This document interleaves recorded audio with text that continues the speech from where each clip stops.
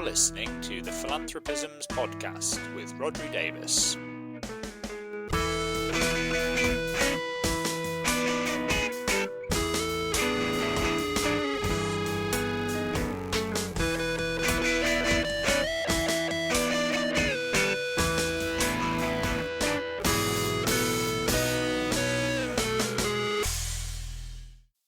Hello, you're listening to the Philanthropisms podcast. This is the podcast where we try to put philanthropy in context.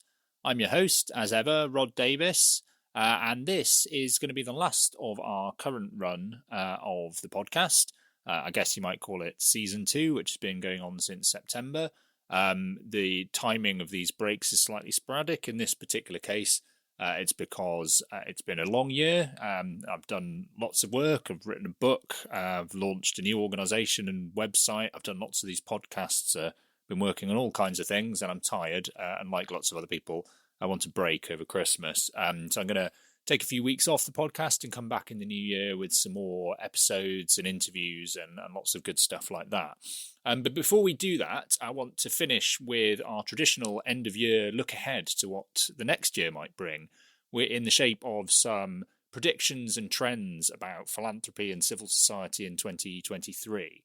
Now, anyone who's listened to me do this before on this podcast, or indeed on the previous podcast that I hosted when I worked at CAF, Giving Thought, will know that these are not so much exact predictions of a kind of highly specific nature. They're more Nostradamus-like Gnostic statements about trends and things that we should be keeping an eye out for, based on the conversations that I've had with lots of people on this podcast and, the work that I've been doing, which brings me into contact with all sorts of different people who work in different areas of philanthropy and civil society and know far more than I do.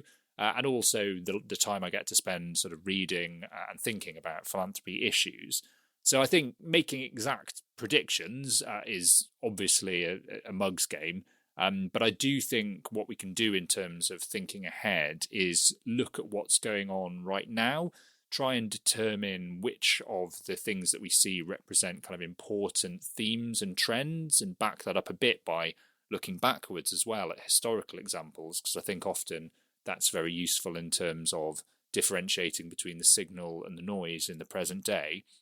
And also look for some of the weak signals, so the things that are happening at the margins and the fringes that might not be proper trends in their own right now, but give us some indication of what might be to come. So I'm going to divide this up into looking at some trends sort of specifically around philanthropy and giving, including some sort of broad trends first about the overall political, economic and kind of environmental background, and then sort of zooming in on some more sector-specific trends. And then I also want to look at some sort of technology-specific things. As a exciting sneak peek behind the curtain, I actually recorded another version of this podcast in the same way that I did last year, which already ran to an hour, and I hadn't even got to the philanthropy and giving predictions because I'd started with the broader ones and the technology ones. And the nature of this particular episode of the podcast is even more discursive than a normal episode. The mind boggles, I'm sure. But I had gone off and extemporized to the extent that we were at 55 minutes and I was only halfway through my technology section. So I thought I would record it with the philanthropy stuff first, because I'm assuming that's what people are probably most interested in hearing about, and then bring in some kind of insights about what might be happening in technology that's relevant to philanthropy and civil society as well. So let's stop the introductory yakking and kind of get into it, because I'm sure this one will end up running long too. So let's start by thinking about some of the things that we should be looking out for when it comes to philanthropy and civil society. And as I say, let's maybe zoom out to the big picture to start with. The most obvious thing to say about the wider political and societal environment for giving at the moment is it's very much dominated by concerns around the cost of living crisis and the risk of an imminent recession, both here in the UK and globally. This is something that's very front of mind, understandably, for lots of individuals and organisations who are worried about how they're going to be able to pay for energy and just afford the costs of food and fuel and all these other sorts of things. So I think we've seen a reasonable amount of focus on the short-term impacts of the cost of living crisis.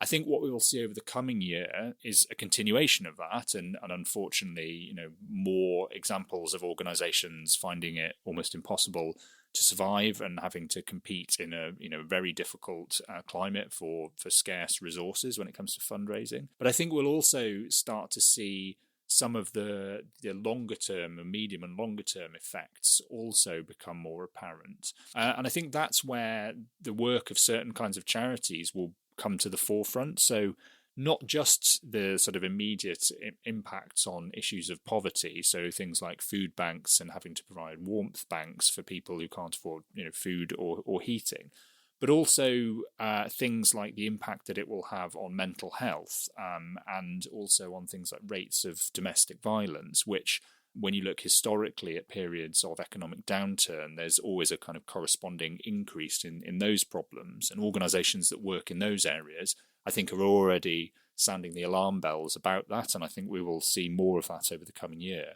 I think there are also wider issues even beyond that in terms of things you might not immediately think of. So animal welfare organisations as well are already highlighting the fact that they're being inundated with people bringing pets to them and wanting them to take them off their hands, not because they don't genuinely want those pets anymore, but because they can't afford to feed them and to house them when they're being forced to make decisions about whether to put the heating on or afford food for themselves and their families.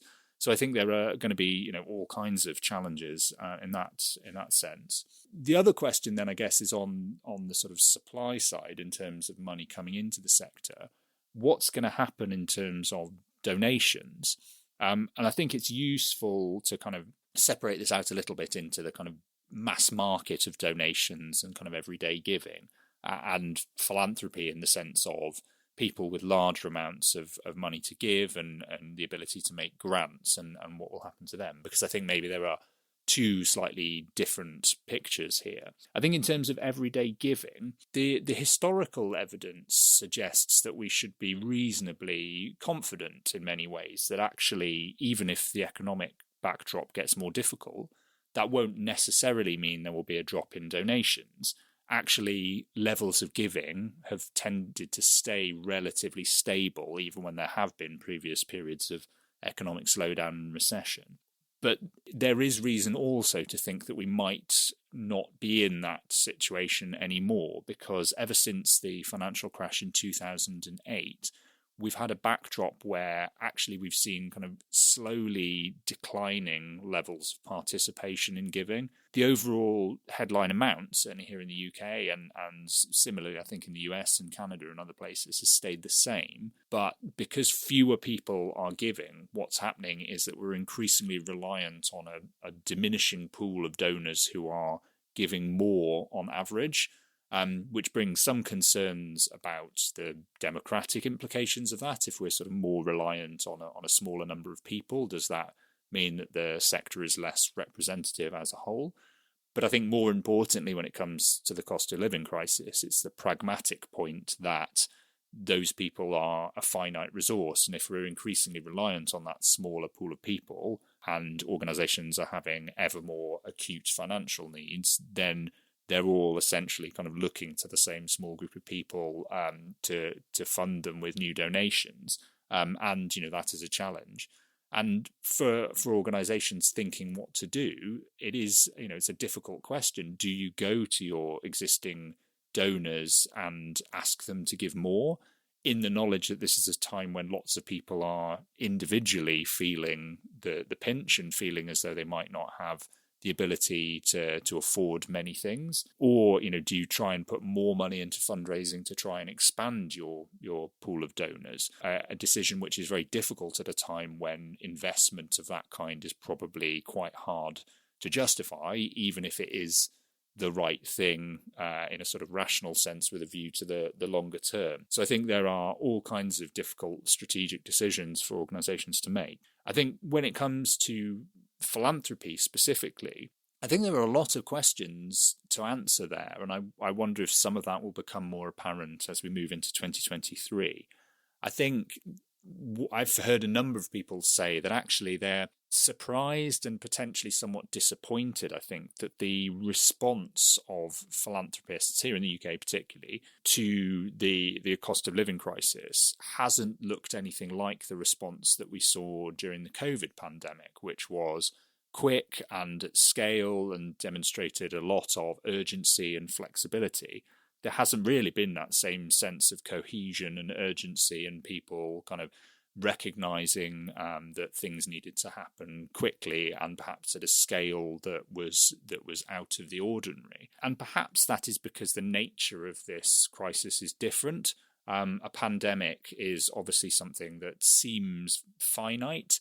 It's something that comes from the outside and affects everyone, whereas a cost of living crisis seems like it might be something that is relatively intractable and will go on for a long period of time. It's something that comes from the inside and is driven by kind of political and economic decisions, so there's a political angle to it too. And also at its heart are concerns about wealth and inequality and the sort of unequal distribution of assets across society.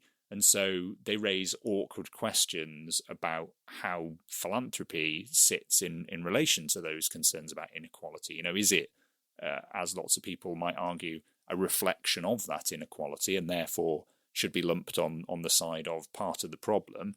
Or is it something that we should look to as part of the solution and a means of kind of redistributing some of that wealth in a way that it hasn't been done necessarily by the taxation system or by public spending. And this raises all kinds of complicated questions that we've talked about many times on the podcast, which I'm not going to get into now because we'll be here for at least 3 hours.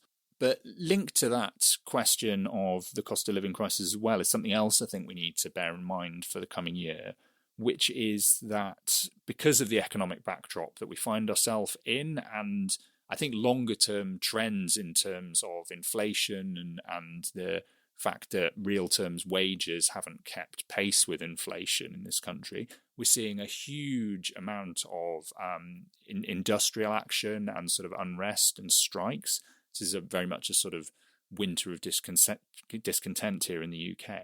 Obviously, this will affect charities, a sort of basic pragmatic point, as infrastructure like rail and other forms of public transport and the postal service and the health service is affected by strikes.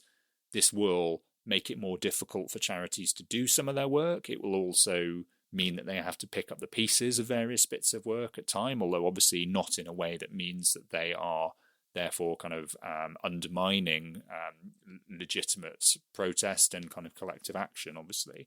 I think also the other question is whether we will start to see collective action and industrial action within the charity sector itself more. There are sort of early signs of this, the most notably so far Shelter, the homeless charity here in the UK. Its staff recently voted to go on strike in terms of concerns about pay and in real terms pay having been eroded by inflation and there not being accompanying pay rises. And I wonder if we will start to see that will happen in other organisations, probably in larger organisations, because they are the only ones realistically that are likely to have a workforce that is organised enough to be unionised. And I think there are lots of broader issues in terms of union membership within the charity sector and the fact there isn't a specific representative union for the sector, and actually lots of organisations rely on things like employee councils instead, and some people think that is in itself a problem. But I think this whole question of industrial unrest is something that I think is going to be a real backdrop for the coming year. The other thing to me it points to, and perhaps it's causal or perhaps this unrest is symptomatic, is of the ongoing division within society and polarization. It's certainly something we're seeing a lot at the moment, continually in the US, but also here in the UK, where a lot of the political discussion and debate around issues to do with strikes, but also many other issues, has become so embroiled in kind of polarizing narratives and kind of culture war baggage that it's very difficult to have sensible conversations where people respect the point of view of people who are on the other side of political divides from them. And this is something I think as a backdrop for philanthropy that it's kind of important to be aware of. I think it raises particular challenges for philanthropy. I think it is something that perhaps makes it more difficult to have some of the debates about philanthropy itself that we need to be having.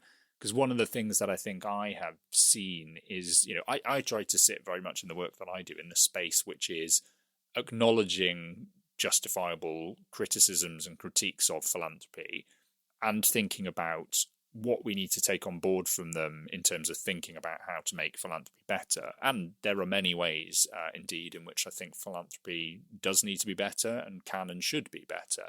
But then also not falling into the trap of just getting polemical about it. I think too often debate about philanthropy collapses into sort of easy binaries of philanthropy good and philanthropy bad, and then people on both sides get either overly polemical or overly defensive.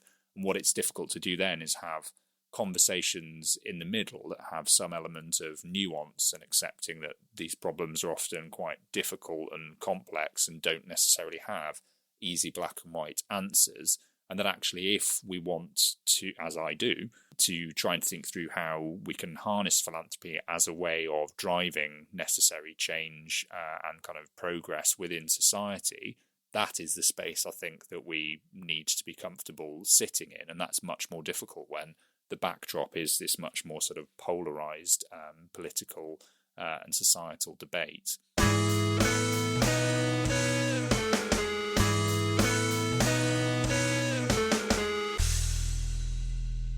And I guess that brings us on to sort of specific points about philanthropy and charitable giving and civil society, which is, the first of which I think is to say an obvious trend that we've seen over the last few years and has been even more notable this year is ongoing criticism and critique of philanthropy and more mainstream awareness of those criticisms and critiques. We'd seen that a lot over recent years because of the spate of kind of books and articles about the issues to do with philanthropy and wealth inequality and philanthropy and democracy and perpetuity in philanthropy and all kinds of various other things. And then I think this year there have been, quite a lot of big stories that again have brought to light issues around, the sources of wealth and what that means for the legitimacy of philanthropy. And then, late in the year, we had the story of Sam Bankman-Fried, the effective altruist donor and crypto billionaire, whose FTX exchange spectacularly collapsed a month or so ago. And obviously, the last episode of the podcast, we talked at some length about that. And that story brought to light pretty much every issue to do with big money philanthropy you could think of. So that really, the amount of comment and analysis that's been flying around about that has really brought all of these issues to the front of people's minds, which is, for anyone like me who is interested in these issues and thinks they're important, is good. It's also challenging in that it often brings people into those issues who have particular axes to grind or come to it with pretty heavy ideological baggage and want to argue something or other about issues to do with philanthropy because they have issues to do with sort of broader political topics that they want to make. And so I think we will see more of that in the coming year because that story hasn't finished yet, and I think there will inevitably be other ones.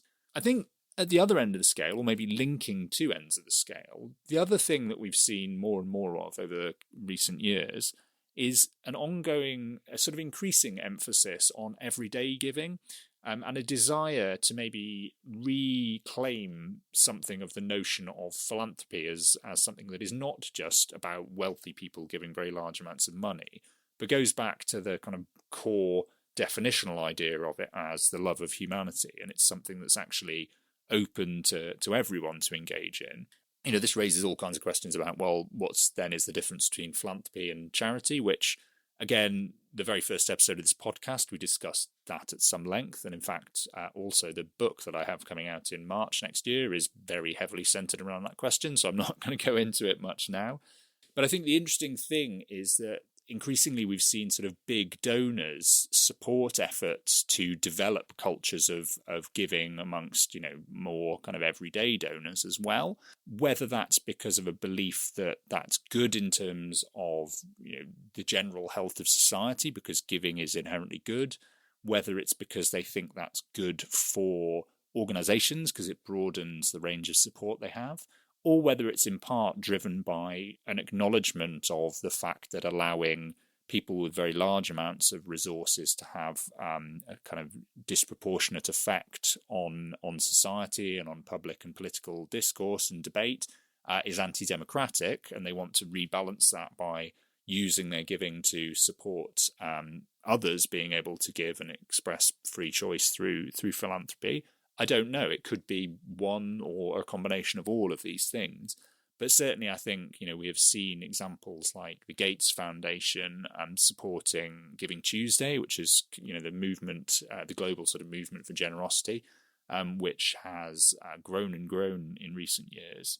I think also something I'm quite interested in, which maybe is a weak signal to me, or feels like a weak signal because it's not something I see getting talked about very much in mainstream discussions of philanthropy, and certainly not within the philanthropy world itself, is that it feels like there is a whole different world of people starting to use the language of philanthropy, and a new generation of people self-defining as philanthropists that mainstream philanthropy is not really aware of. And I'm thinking here of examples like the many kind of YouTubers who base a lot of their online persona around philanthropy. So Mr. Beast, for instance, a lot of what he does is Beast philanthropy. And if you don't know, he's a sort of multi-billionaire YouTuber who does lots of different things, including pranks. But also he has a model of philanthropy which is very much based on kind of surprising individuals and turning up with a film crew and giving them life-changing amounts of money. And this to me is really interesting because he's enormous, and lots of kids and children and young people are very aware of him. And this is probably the first and probably only time they've heard the word philanthropist, so it very much shapes their understanding. And it's based on a relatively problematic individualistic model of philanthropy that seems to me like a kind of neo-Victorian, the largesse of somebody with very large amounts of money coming in and deciding arbitrarily to change the lives of individual people based on how compelling their life stories are, rather than, as most people in the philanthropy sector would want, a more kind of considered and systematic and structured process of kind of planned distribution of resources. That makes it sound very, very boring, doesn't it? So, but you know what I mean. But I wonder what effect that will have on shaping the understanding of philanthropy among this new generation, and whether actually in all these discussions about the meaning of the word philanthropy, without most of us being aware of it, there's a whole other world of people starting to use this language in a very different way. Similarly, I noticed a while ago that a number of footballers, England footballers and others, in their Twitter bios, for instance, part of what they describe themselves as is philanthropist, which, a few years ago, I'm sure we wouldn't have had that, because I think the word did have all these kind of connotations of sort of Victorian historical figures and old white men with beards kind of endowing libraries and public institutions. And to see a much younger group of much more diverse people kind of reclaiming this language for themselves, I think is really interesting, and something that I would be really interested to hear more about and to kind of dig into a bit more. Just sticking on sort of philanthropy at the bigger level for the moment, I think one thing might well see more of over the coming years is some new players entering the market, or existing players kind of becoming more apparent within the mainstream because they kind of make big pledges or big statement gifts.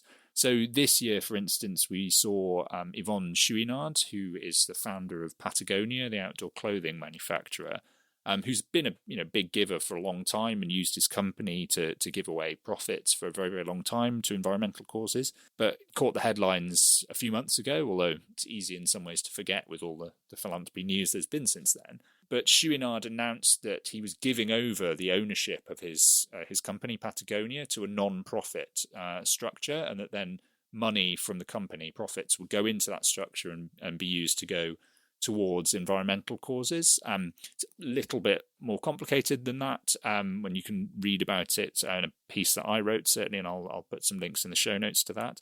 But essentially this is the kind of crux of the story. But there've also been, big announcement from the likes of Jeff Bezos, again, the latest in a series of seeming large announcements about his philanthropy. This time they're announcing that he was planning to give away the majority of his wealth during his lifetime, although, details still TBC.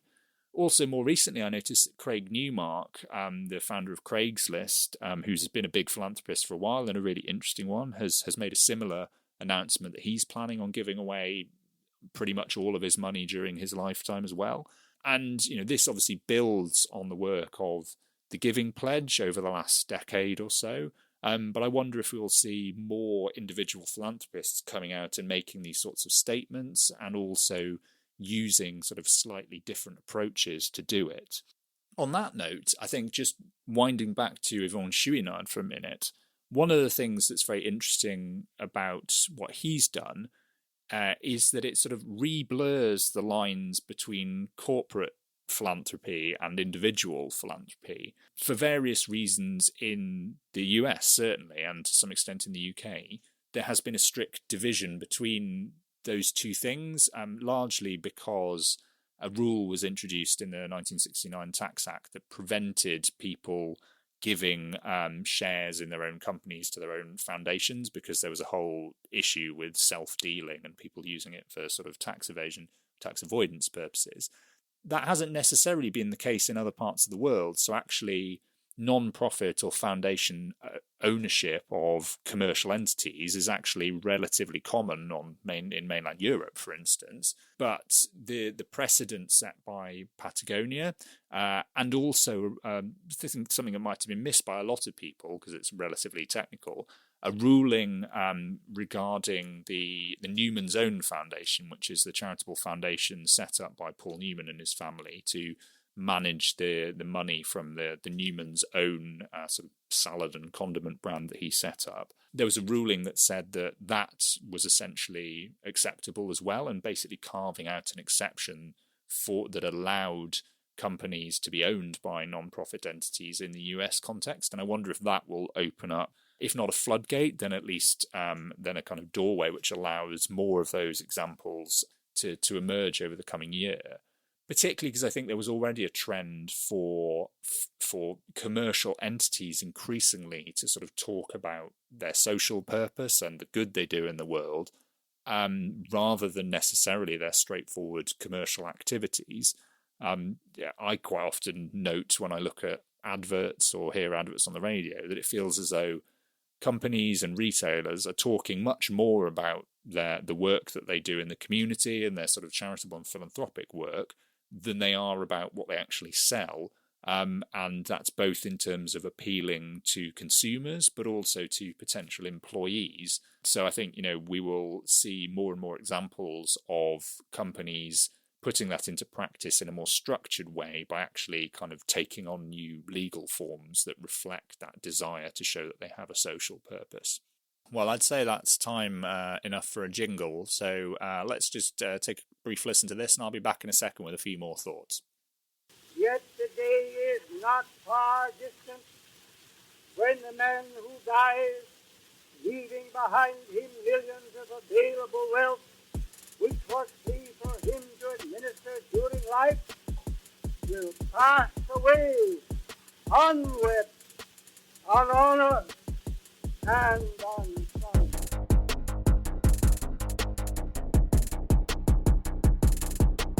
Man who dies thus rich dies disgraced. Dies disgraced. Dies disgraced. Disgraced. Okay, so we're back with some more thoughts on trends and themes to look out for in 2023 in philanthropy. And just picking up on what we were saying before about some of the kind of critiques and criticisms of philanthropy, I think some of the interesting stuff to keep an eye out for is in terms of what donors and funders choose to do about some of those critiques, because I think they definitely, many of them are perfectly well aware of them. And to some extent, one of the interesting things, I think, is how much certain funders and donors have internalized some of these critiques, particularly, I think, among a kind of younger generation of donor. I feel like I've seen quite a few new donors, or donors that I've only become aware of over the last year or two, who think very deeply and sort of self-reflectively about how their wealth sits in relation to questions of inequality, and how their philanthropy sits in relation to questions of justice, and what the source of their wealth means in terms of the legitimacy of their giving, and all these sorts of things. So I think we will see more and more of that. At one end of the spectrum, I think donors who genuinely are concerned about these issues and issues of justice will combine their traditional philanthropy with things like joining movements calling for wealth taxes. So movements like Patriotic Millionaires or Millionaires for Humanity, which involve many people who are themselves significant philanthropic donors, are based on the idea that philanthropic giving itself is not enough to address the issues with inequality in society and to sort of meet the needs of justice. So there needs to be an additional push for more progressive taxation, and particularly more taxation on wealth. And I think we will see more donors joining those kinds of movements, and perhaps sort of more awareness of them within the world of philanthropy and sort of beyond that. I think within the world of philanthropy, when it comes to the giving itself, what we'll also see more of, I think, is more awareness of the tension and the choices to be made between the kind of paradigm of philanthropy that's been dominant for however long, decades, if not hundreds of years, of a relatively kind of donor-driven top-down model of strategic philanthropy, which is the sort of Carnegie Rockefeller idea that the donor has the wisdom and the resources, and they set the parameters of the problem, and then they institute programs and structures that address that problem by giving out money in a systematic way to organizations that are carefully chosen and often with restrictions put on the use of that money. Between that and a more trust-based model, which essentially says, I, as the donor, don't have all of the knowledge and wisdom. I recognize my responsibility to give. And actually, if I want to do that in a way that meets the needs of society and addresses the problems that I want to address, I should give not only the resources, but some of the power over to organizations that do know how to address those issues and involve members of the communities and groups that are affected by those issues. And this is, very much the model that is being kind of typified by Mackenzie Scott at the moment, who is continuing to give very large amounts of money with, sort of no strings attached to lots of grassroots groups and movements, particularly focusing on kind of marginalized communities, and really, I think, sort of shaking up some of the traditional ways that we think about big money philanthropy. And she will no doubt continue to do that. And I think we will see more other philanthropists join her in that. I don't think all will, and I think there will, as I say, it's an ongoing conversation about the pros and the cons and the trade-offs between strategic and trust-based philanthropy. But I think it forces us to ask questions about what we mean by things like effectiveness, and what we actually think the purpose of philanthropy is, and what the role of the donor is, and what our expectations are of gratitude and things like that, as again we discussed on a recent episode of podcast. Linked to that, I think, among those donors who do want to give over power and adopt a sort of trust-based approach, it's partly about giving over the money and giving sort of core cost grants and longer-term funding. I think it's also about things like experiments in participatory methods and funding grassroots organizations and social movements, and maybe kind of non-traditional organizations. I think we will see more of that. I think we will see kind of more interest and awareness of how you do participatory philanthropy and grant making. I think we will see more examples of traditional donors and philanthropic funders funding more radical movements. I think particularly in spaces like climate and racial justice, where I think a lot of people feel as though the traditional non-profit sphere has not necessarily been radical enough or pushed hard enough for sort of fundamental change and reform that's required. So they're looking instead to other types of organizations to drive that change. I think we will inevitably see some examples of the challenges that this brings to bear as well, because I think often there is a mismatch between the perception of funders and donors of how best to go about dealing with issues and the tactics that should be used, and those of more radical groups and movements on the ground. This has historically always been the case. There's always been that tension, and I suspect we'll see more examples of it.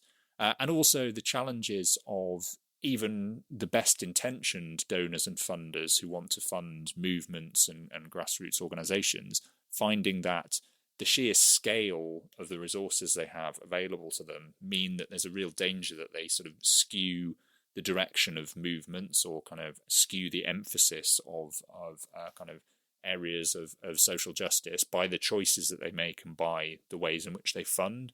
And I think there will be kind of more awareness of that. I think one thing to look out for as well in terms of that tension between trust-based and strategic philanthropy is whether we also see more examples of people moving slightly back in the direction of donor direction and sort of being strategic.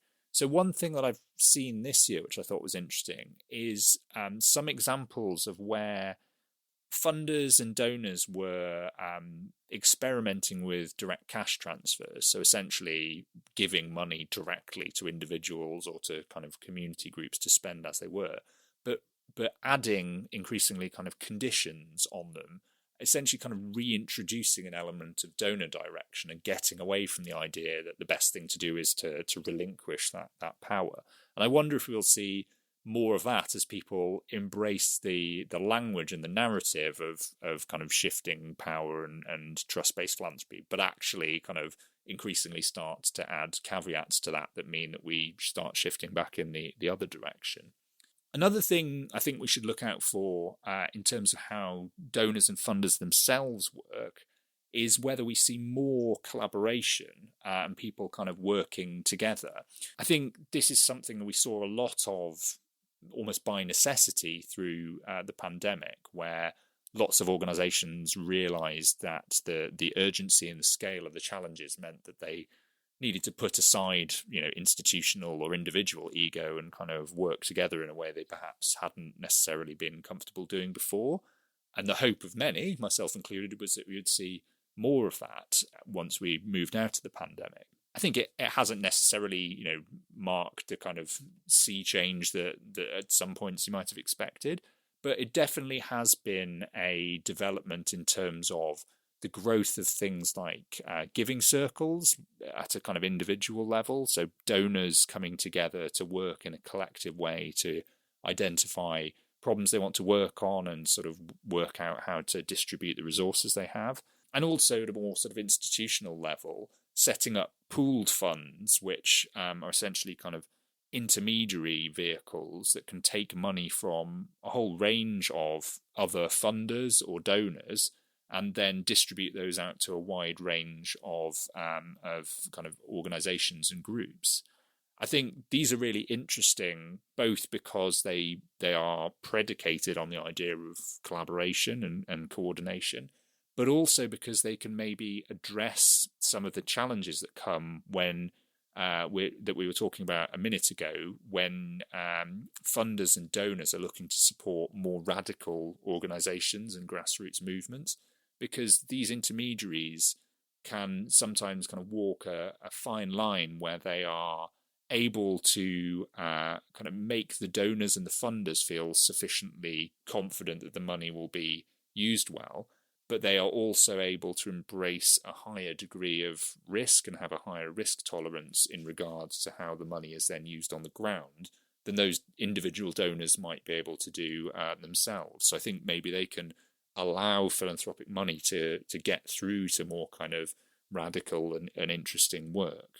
I think the other thing they do in terms of forcing more collaboration that I really encourages me is they kind of get away from what I feel of is the unhealthy myth of the sort of philanthropic lone savior, which is this idea, I think, this default model that we have, and is still prevalent, I think, in some examples of big money philanthropy, particularly, has to be said, that done by men and men of a certain kind, often from the tech world, where it's essentially, the idea is never fear, I've decided now to put, not only my wealth, but the incredible force of my intellect towards philanthropy. So I'm assuming that all of these complex and intractable social and environmental problems will now, easily be solved by this hack that I've come up with, which is obviously not how these things work.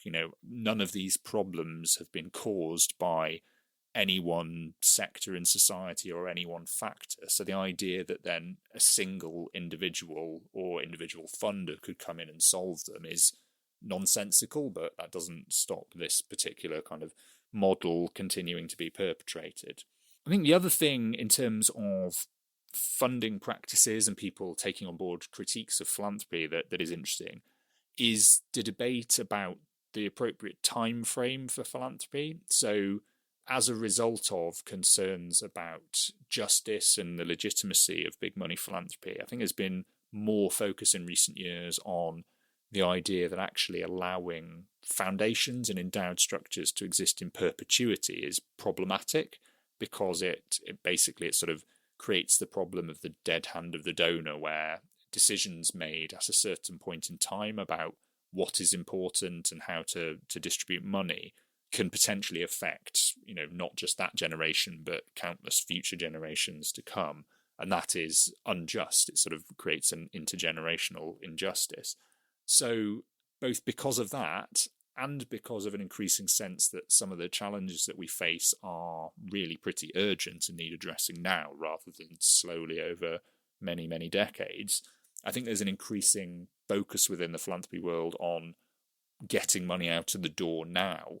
And again, this is somewhere where Mackenzie Scott is very interesting, because I think her giving challenges the sort of Andrew Carnegie idea that it's more difficult to give money away well than it is to make it in the first place. I think she's sort of implicitly saying with her giving, well, it only is if you apply a certain mindset to what you think the purpose of that giving is and what you think the role of the donor is. Actually, if you're willing to just give away power and hand over the resources to organizations doing the work, it's quite easy to give away very large amounts of money quite quickly. So I think, again, I wonder, where that debate will go in the coming year. At meeting of industrial leaders in Washington, here's Julius Rosenwald. Most people are of the opinion that because a man has made a fortune, that his opinions on any subject are valuable. Don't be fooled by believing because a man is rich that he is necessarily smart. There is ample proof to the contrary.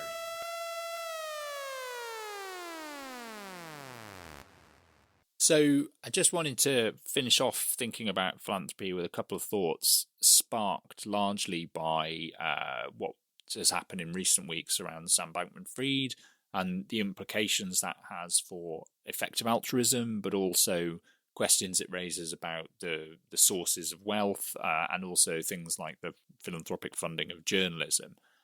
Again, these are things we discussed in quite a lot of detail in the last episode of the podcast, so I'm only going to try and sort of skate over them here. I think in terms of effective altruism or EA, again, not to labour any of it here because you can go back and listen to that other episode, but Sam Bankman-Fried's downfall does raise big, if not kind of existential challenges for EA, I think, as both a movement, but also as a kind of intellectual framework and an academic theory, because his EA beliefs pretty clearly, I think, were not incidental to the ways in which he chose to make his money and the sort of problematic practices that he ended up engaging in.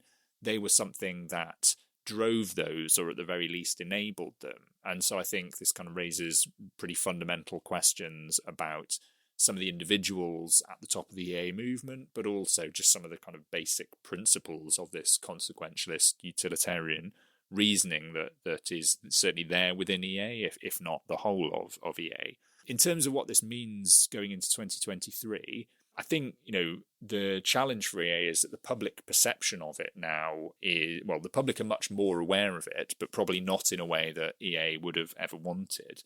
My sense is that what we might see is a bit of a fracturing or a splintering or a kind of reorganization of the overall movement of EA or the landscape of EA, where those people who were always more interested in the bit of EA that was about making a pledge to kind of give as much of a percentage of your money away as you could afford to do, and focusing on maximizing the impact of that in the world by giving to effective organizations and focusing on things like treating diseases in the developing world and low-cost solutions like malaria pills and bed nets and this kind of thing. Those people probably feel as though a lot of the problems with Sam Bankman-Fried are more to do with the direction in which EA had gone towards thinking about long-termism and kind of existential risks from AI takeover and this sort of thing. And so I think perhaps there will be people who want to say, well, let's jettison all that stuff and go back to sort of first principles about what EA was in the first place. I also wonder if there will be a splintering a bit between the kind of practice and academic study of EA, where again, something I've thought for a long while, and I was really interested to see reflected in an article that Dylan Matthews of Vox wrote just this week, was that the problem in a way with EA is it essentially comes out of academic philosophy, and anyone who spent any time hanging around in a room with academic philosophers will know that they are very much minded to kind of push the boundaries of ethical theories and other theories to try and come test them in ways that you wouldn't necessarily do in the real world when you have to take into account sort of realpolitik and other kind of practical considerations. So I think the kind of the more extreme and bizarre versions of EA and some of the views it puts forward are the ones that come out of that academic philosophy. And the problem is that there hasn't been a clear delineation between that and the real world application of EA in a practical sense. And I think maybe there does need to be. So actually EA is a set of tools, and even as an ideological framework, when practical considerations are taken into account, I think, has its merits. I mean, still some challenges, but certainly has merits. And I wonder if we'll see more people within that movement and organizations trying to sort of create more of a clear dividing line between the sort of EA as a graduate seminar debating tool and EA as a practical tool that can be used in the real world to guide decision making when it comes to philanthropy or indeed policy making.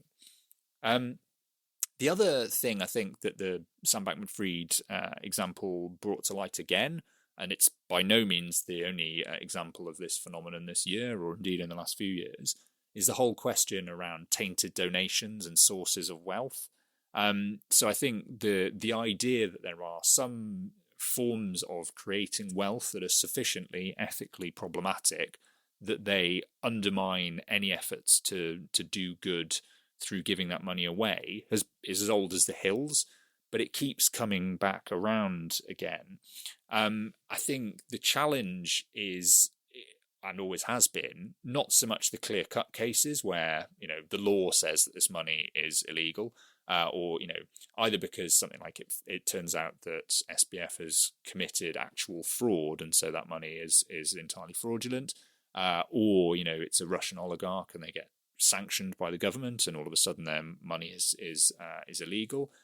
What's more difficult is the grey area of money that is still technically legal within the sort of laws of the land as they stand, but where people have ethical concerns about it.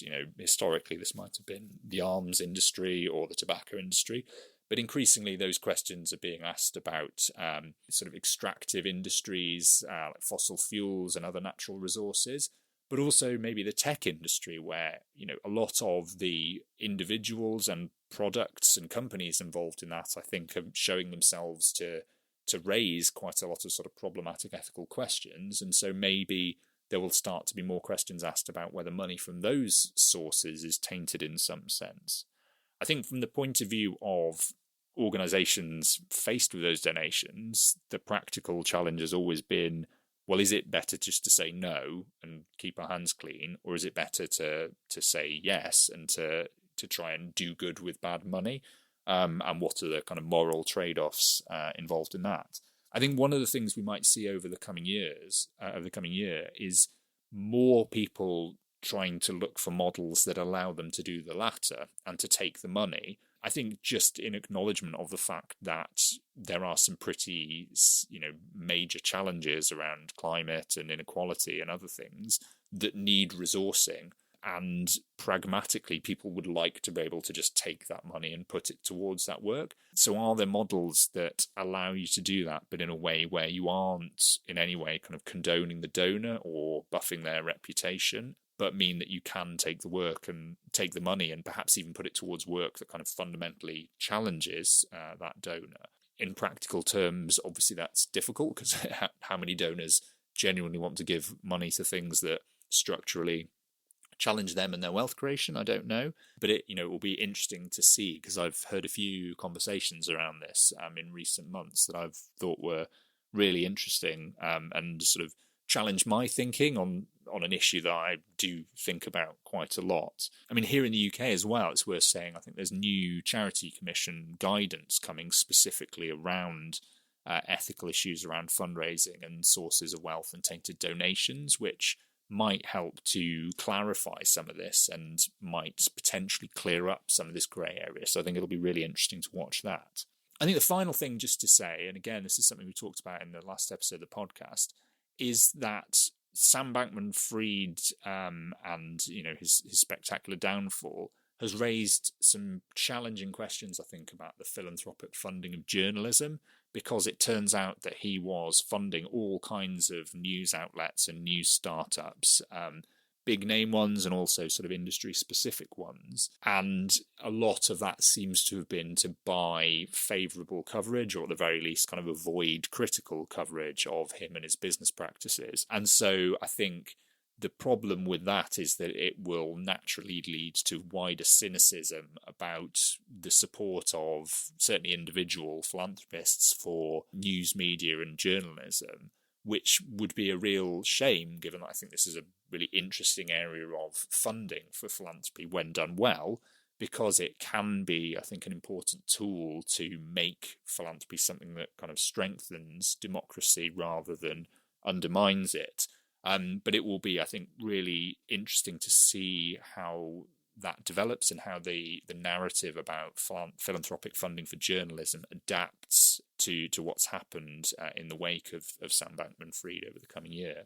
Okay, well, we've definitely run pretty long there, but I'm just going to take a short break now, and we'll come back with some hopefully relatively brief thoughts on technology trends to keep an eye out for in 2023 as well. So stay tuned for that.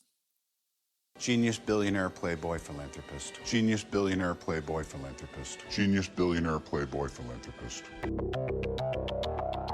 Genius, billionaire, playboy, philanthropist.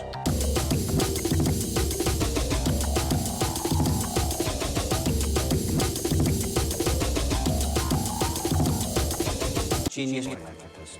Genius, philanthropist. Genius, philanthropist. Okay, so let's do some tech trends, and I will try to keep these brief because, as I say, when I recorded an earlier draft version of this podcast, these went really long, so I'll do my best not to this time. The first thing that I wanted to talk about a little bit was what's going on in terms of the social media landscape. Particularly, obviously, this is kind of sparked by Twitter. And maybe I need to be careful about not being too myopic about this. I'm a pretty heavy user of Twitter. I found it a very useful tool for connecting and staying in touch with people and learning information over the last decade or so. So I'm relatively invested in it. I would be very sad if it entirely disappeared.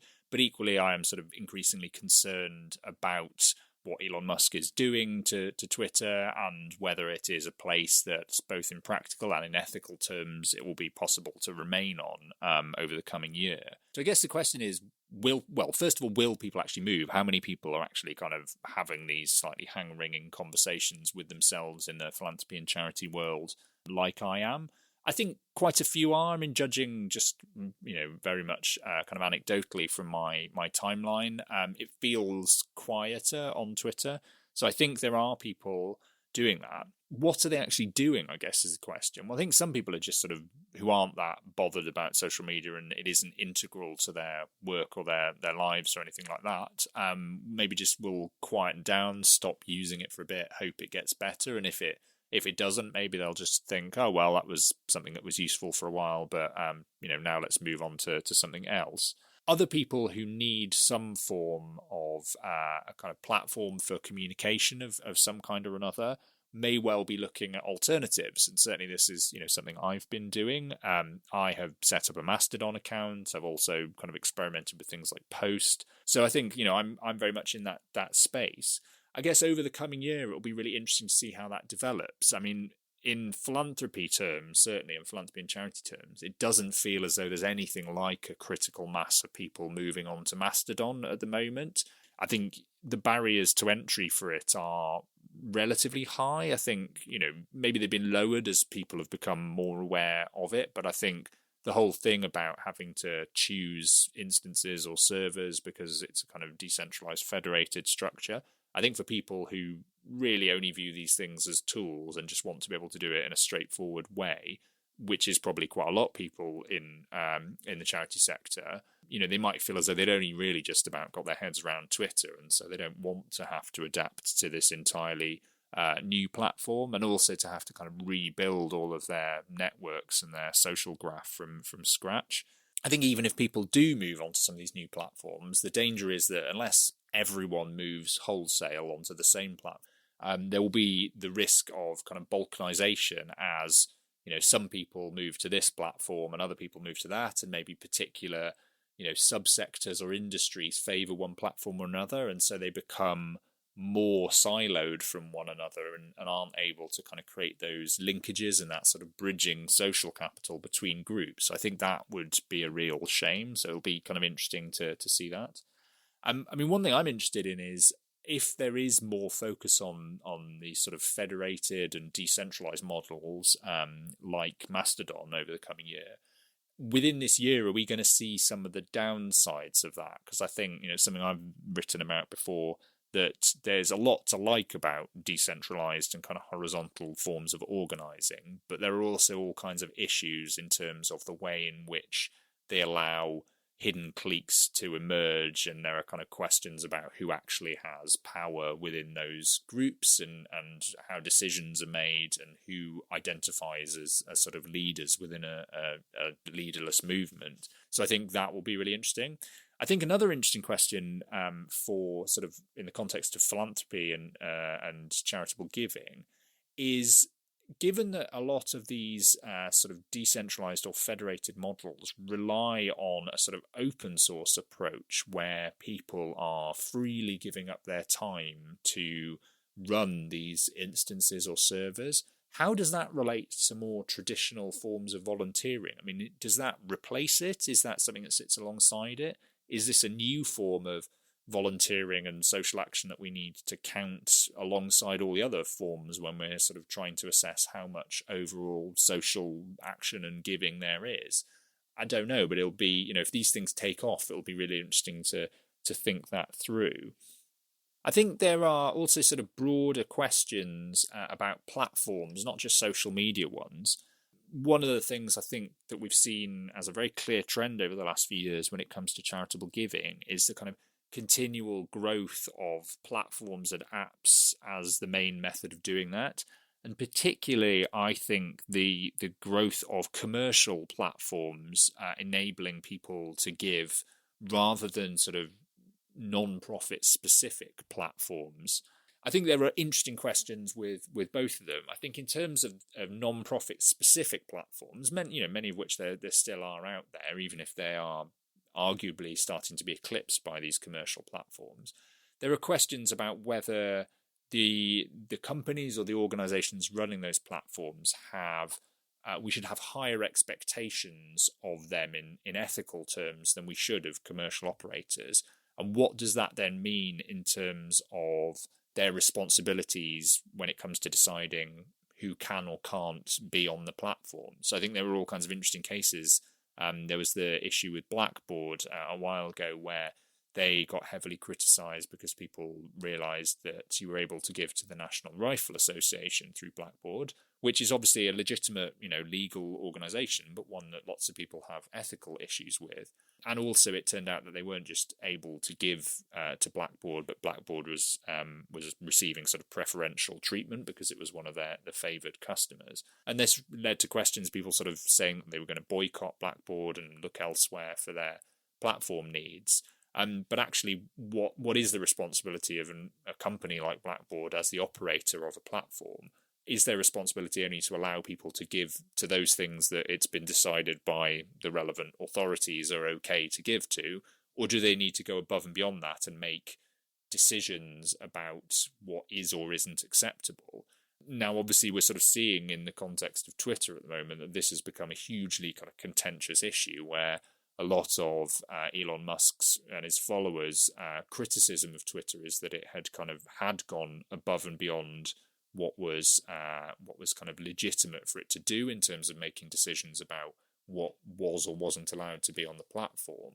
And I wonder again if over the coming year we will see some of those kind of free speech framings of these arguments start to be applied to the context of giving. So I think we will see examples where platforms might want to take decisions not to allow giving to certain kinds of organizations or groups because they have ethical issues with it, but then that will become an arguing point in the culture war where people will say, oh, this platform is appointing themselves as the arbiter and they are kind of part of the woke liberal mind virus or whatever. So I suspect we will see some of that happen. I think in terms of the growth of commercial platforms allowing giving, maybe it's a slightly different set of challenges because maybe they won't make those decisions. I think the question is, what does that mean for the way in which we're able to make decisions about giving? And I think it's particularly in the case where we're talking not just about enabling people to give to any organisation they want to from a kind of list of all organisations, but increasingly where they are presented with recommendations or suggestions or choices, particularly I think where we're starting to talk about things like conversational interfaces, as we'll kind of come on to in a moment. There, the system is not just saying, here's a list of all the things you could give to. It's answering a question that you might ask, like, what is a good charity to give to in my local area? And if it gives you a single answer or, 2 or 3 answers, on what basis have those organizations been suggested? What is the underlying list and what is the algorithm? This obviously would put a huge amount of power in the hands of these commercial platform providers to shape the choices people make when it comes to giving. And I think we need to really be aware of how those decisions are being made and kind of, examine and challenge them. The other thing I think about the sort of platformization of giving that's been really interesting over the last year, and I think we'll see more of, is that it maybe challenges where we think the boundaries of what counts as philanthropy lie. And I think this particularly in the context of the war in Ukraine. One of the things that's been really interesting is that a lot of the fundraising for that has not necessarily taken place in the form of kind of traditional NGOs and INGOs fundraising, although there has obviously been that too. There's been a lot of individuals and groups within Ukraine using crowdfunding platforms to directly fundraise from other individuals and groups in other countries. And that allows them then to fundraise for things that it would be almost impossible for kind of traditional non-profit organizations to fundraise for or to fund. Things like, weapons and armaments and munitions. And actually they're kind of cleverly utilizing, fundraising tips and tricks in order to do this. So there was a story certainly earlier this year about a group that was fundraising within Ukraine to buy shells, I think, and they were offering to donors that they would write a sort of tailored, personalised message on that shell and send them a photo and this kind of thing. So I think, this is just one example, and I wonder if we will see some of these tools that are not inherently bound by the existing rules that govern the kind of the laws and regulations around charities and non-profits start to push the boundaries of what we think it is, acceptable to fundraise for. And, I think it'll be really interesting to see what examples of that emerge. As a natural progression from thinking about sort of giving via platforms and digital giving, one area that it's worth keeping an eye on over the coming years around crypto philanthropy.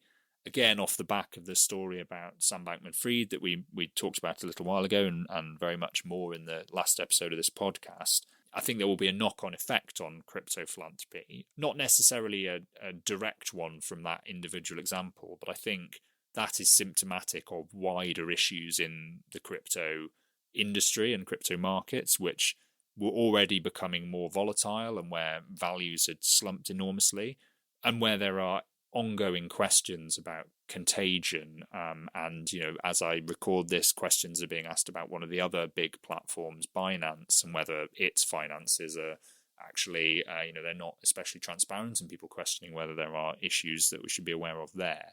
So, I think some people might think that crypto markets and the whole sort of structure of cryptocurrency is going to come crashing down in the current year.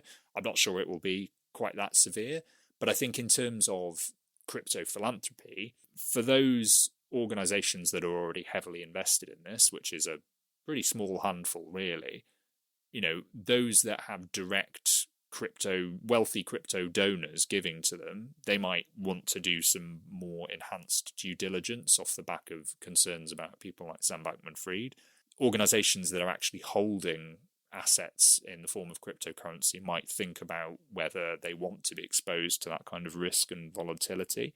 But then for those organizations that are only exposed to crypto philanthropy in the sense of being signed up with a platform that allows them to take cryptocurrency donations, but then turns it back into fiat money before it ever gets to the charity, they might just stick it out for now, I guess, because there's not any particularly sort of enhanced risk for them, unless they have more fundamental ethical issues at this point with the whole nature of cryptocurrency and blockchain technology, or kind of environmental concerns about it. Then they might choose to kind of pull back from experiments in crypto philanthropy.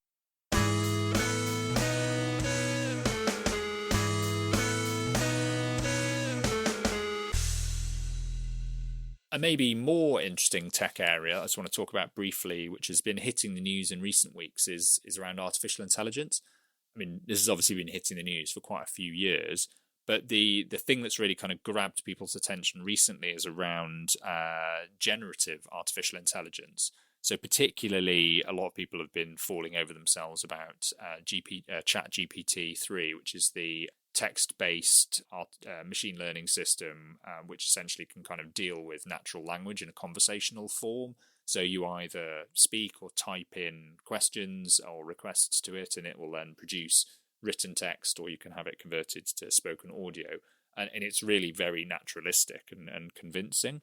And lots of people started to write articles about whether this will do away with all sorts of human creative endeavours, what it will mean for things like giving children and students homework. Is that now impossible? And all these sorts of questions.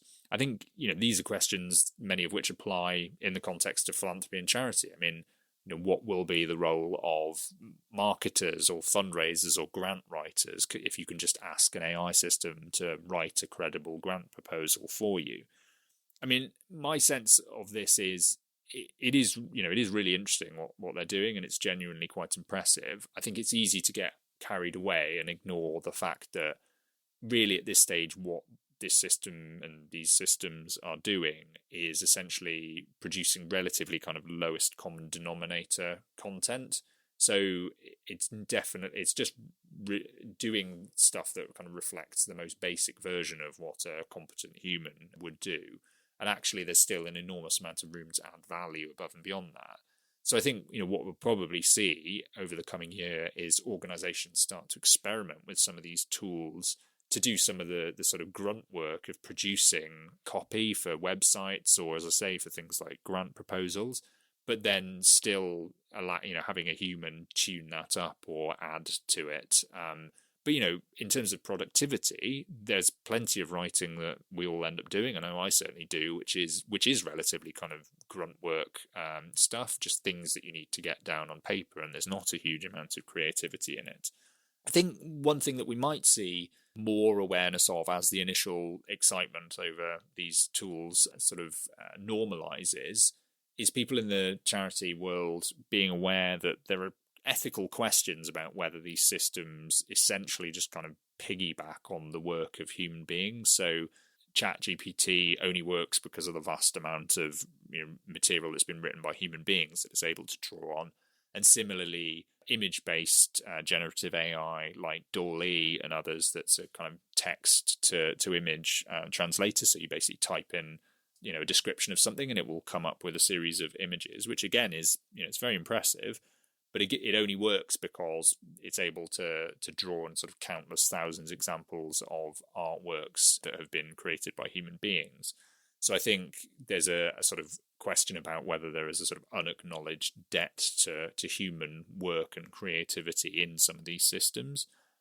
I think, to me, the most interesting question about ChatGPT and whatever follows after it is the impact it will have on the way in which we search for information online. So I think, yes, use it to kind of create written text is one thing, but the other thing that you use these systems for is to ask for information.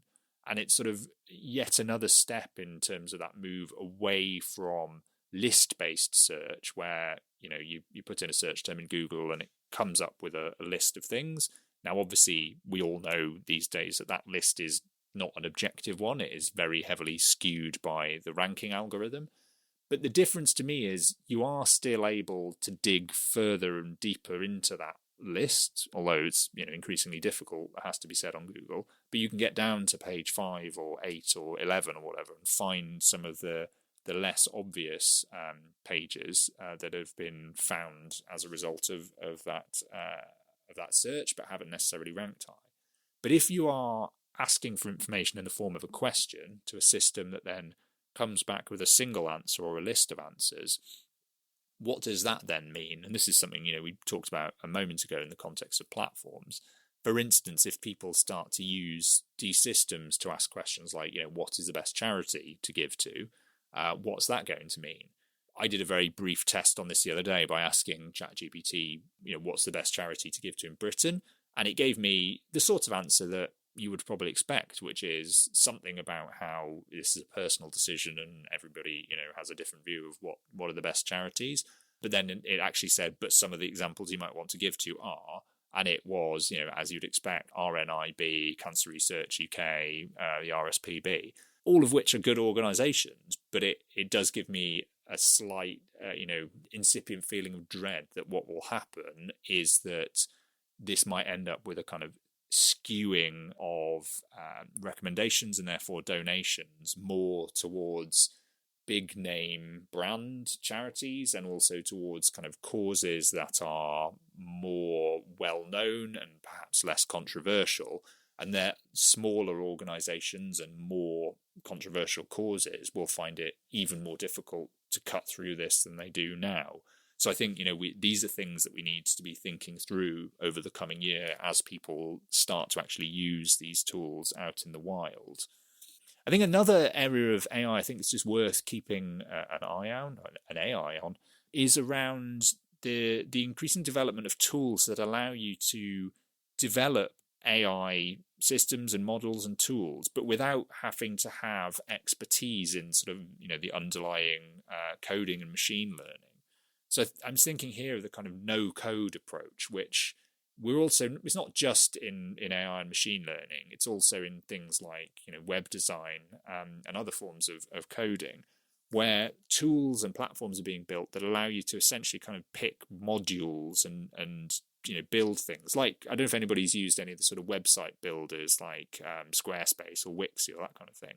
but essentially that, but for building other forms of software up to and including kind of AI systems, where the interface allows you to sort of pick from lists of things and put them together as modules and build these systems. And this could be really, valuable and important for the charity sector in particular, because I think one of the things that we'll come on to in a moment is that there's still a big skills gap, I think, in terms of what knowledge and expertise there is within the charity sector and the charity sector's ability to attract and retain technical expertise, particularly when there's a lot of demand on it elsewhere in the commercial world.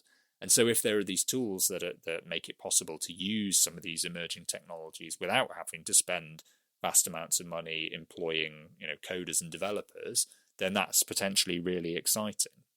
And then the final thing just about AI that I think we should also have in mind over the coming year is I'm not sure, apart from things like ChatGPT and the use of that the immediate impact of AI will in the charity sector will necessarily be in terms of the way that philanthropic organizations and charities themselves use AI. I think it might be more about how AI affects and reshapes the wider operating environment that they work within. So lots of algorithmic and automated decision-making systems are already being used in things like financial services and increasingly by kind of regulatory bodies. And so for instance, for organizations working in an international context that have to move money around the world, they've long had to deal with issues around anti-money laundering regulation, counter-terrorism financing, and all these sorts of things. And if increasingly decisions about who does or doesn't get a bank account, or who is or isn't, subject to sanctions, where it is or isn't okay to move money, are made by automated systems, the danger is that charities and non-profit organizations might find themselves on the wrong side of decisions that it's then very difficult to understand or indeed to challenge. It was already quite difficult to challenge a lot of these decisions, but if it's not even made by a human individual or group of individuals, but by an automated system that operates essentially as a black box and where nobody really knows quite why it made the decision that it did, that could raise real challenges for lots of organizations. So I think that is something that, as we think about challenges facing global civil society over the coming years, we need to be increasingly aware of. And then the final thing final two things maybe I wanted to say about technology before we finish. I mean, one is around the way in which technology is enabling changes to the ways in which we work. Again, this is something that lots of people have flagged up. I think we've seen pretty big shifts in the last couple of years as people were forced to adapt to new ways of working and new kind of remote and digital tools as a result of the pandemic. And I think the coming year ahead, one thing we need to look out for again and keep an eye on is what direction that goes in. I think we're at a point where some organizations have decided that this shows a path to the future and have really embraced remote working, flexible working, working from home, using kind of online video conferencing software and this sort of thing. I think there are also signs that some organizations are returning to kind of mandatory in-person presence at an office, particularly in the sort of commercial sphere. And my worry about that in a way is that it doesn't even necessarily always seem to be particularly a practical thing. I think in some cases maybe it is because you do need people in an office maybe or just physically present. But I think it's one of those things that's very much in danger of getting tied up in a kind of culture war divide, where those who are in favour of 4-day working weeks and flexible working get painted as sort of part of the woke liberati, and actually there's a kind of rugged, muscular, let's all work 20-hour days and sleep in the office. And this becomes a kind of cultural divide. Now, I'm not sure that cultural divide itself will be felt within the charity sector, because I would hope there are very few charities that sort of take that punitive and kind of punishing a view of work. I think what's more likely is that if charities are increasingly get on board with new ways of working and flexible and remote working and all these sorts of things, this might be another front on which they are then kind of painted as on one side or other of a culture war. For instance, in the UK, with very much this debate has been going on within the civil service, where some politicians have sort of, accused the civil service of being lazy or woke or whatever, because people have got used to working from home and working remotely and quite like it. And then culturally, politicians like Jacob Rees-Mogg wanted to make everybody come back to the office because that fits their view of what constitutes work. And I think if charities are seen as being on the side of, the progressive view of the future of work, that to my mind is great. But I think it could also be a basis on which people, add to their criticisms of charities, those who sit on the other side of that political divide.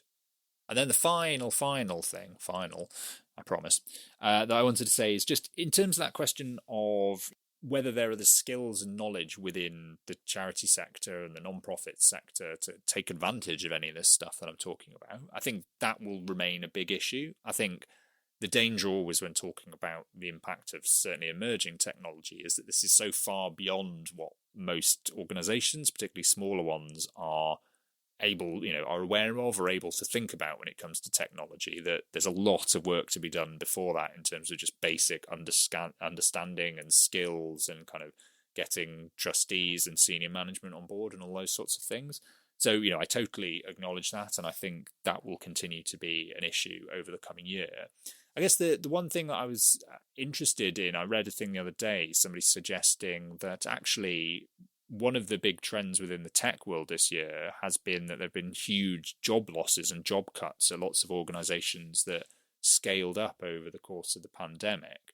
And I wonder whether there is actually an opportunity in some ways for the non-profit and the charity world to offer a home to those people and to be quite forward-looking and sort of saying, why don't you take those skills and that expertise that you have in technology and bring that into a sphere and a sector that is all about trying to look for solutions to societal and environmental problems, and that this could potentially be a positive thing both for those people who lost their jobs in the tech world and for a charity sector that needs more of that technological expertise. So hopefully that's a relatively hopeful note on which to leave things. Back where I come from, there are men who do nothing all day but good deeds. They are called good deed doers.